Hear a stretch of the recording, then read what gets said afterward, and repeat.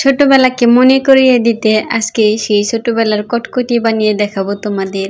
একদম সহজ উপায়ে মাত্র 2টি উপকরণ দিয়ে এত মজার কটকটি বানাবো আজকে আমি।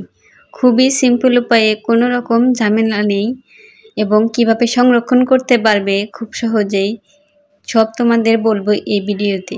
ভিডিওটি না টেনে পুরোটাই দেখার অনুরোধ রইল। তো তার জন্য এখানে আমি কিছুটা পরিমাণ চিনি দিয়ে দেব। যার যতটুকু প্রয়োজন ঠিক ততটুকুই চিনি দিব।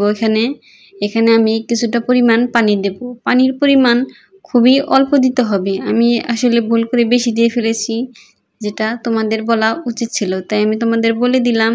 পানিটা বেশি হয়ে গেছিল, আমার জাল দিতে বেশি সময় লেগে গিয়েছিল। তোমরা খুবই অল্প পরিমাণে পানি দেবে যাতে তাড়াতাড়ি চিনিটা গলে যায়। পানি দেওয়ার পর অনবরত এভাবে নেড়ে দিতে হবে এবং সাইড থেকে নামিয়ে দিতে হবে। তা না হলে কিন্তু সাইডের গুলা শুকিয়ে যাবে এবং ক্যারামেল আকারের হবে না। তো সাইড থেকে দেখতেই পাচ্ছ চিনিটা লাল হয়ে আসছে।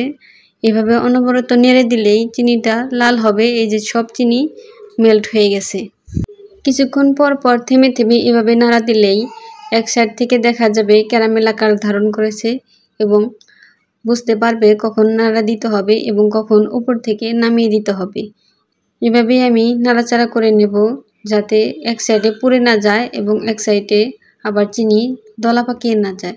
অনবরত নাড়তে নাড়তে এক সময় দেখা যাবে চিনিটা মেল্ট হয়ে একদম ক্যারামেল আকারে হয়ে গেছে। তো এই সময় অল্প একটু পরিমাণের বেকিং সোডা দিয়ে দিতে হবে।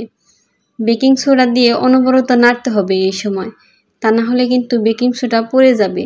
আর এটা অবশ্যই চুলা থেকে নামিয়ে এই প্রসেসটা করতে হবে। চুলা থেকে যদি করতে যাও তাহলে কটকটিটা পুড়ে যাবে, তখন কিন্তু খেতে তেতো লাগবে। তো এই পর্যায়ে অনবরত নাড়াচাড়া করে আমি একটি ফয়েল পেপার বিছিয়ে নিয়েছি। তো ফয়েল পেপারে আমি ভালোভাবে ঢেলে দেব, বাকিটা এমনি হয়ে যাবে। একদম সিম্পল, খুবই সহজ উপায়। সামান্য পরিমাণ বেকিং সোডা দিয়ে দিলেই এরকম ফ্লাফি কটকটি হয়ে যাবে। তো এখন আমি এভাবে ফয়েল পেপারে ঢেলে দেব।